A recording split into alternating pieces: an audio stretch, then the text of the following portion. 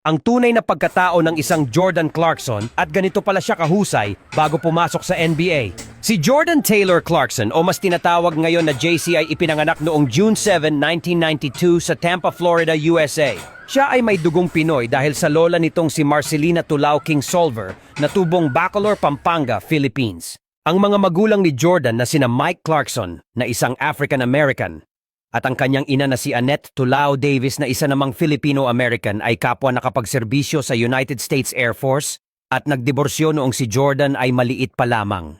At hindi nagtagal ang kanyang ama ay nagkaroon ng bagong asawa na si Janie Clarkson. Lumipat sila sa San Antonio, Texas noong siya ay mga 6 na taong gulang pa lamang. Siya ay nakapag-aral ng high school sa Karen Wagner High School sa San Antonio at naging varsity sa basketball team. Noong siya ay nasa sophomore na, siya ay nakapagtala ng average 10 points per game at nakakuha ng honorable mention all-district accolades. At noong siya ay nasa junior na, siya ay nag-a-average ng 20 points, 6 rebounds at 4 assists per game. At nang una sa kanyang kupunan na may record 32 wins at 8 losses sa Class 5A state semifinals. At noong siya naman ay nasa senior na, siya ay nag-a-average ng 18.9 points, 6.1 rebounds, 3.4 assists at 2.1 steals per game at pinangunahan pa rin ang team na may record 38 wins at 2 losses lamang.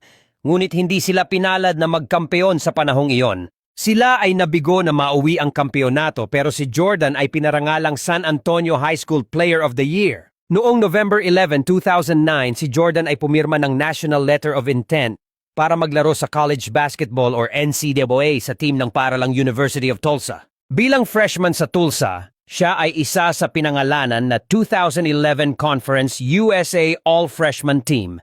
Matapos naging Conference USA Freshman of the Week ng 4 na beses noong 2010 hanggang 2011. Siya ay nag-average ng 11.5 points, 2.1 rebounds at 1.9 assists sa 24.9 minutes per game. At nung nag-sophomore na siya ay nag-a-average ng 16.5 points, 3.9 rebounds at 2.5 assists sa loob ng 33.9 minutes bawat laro.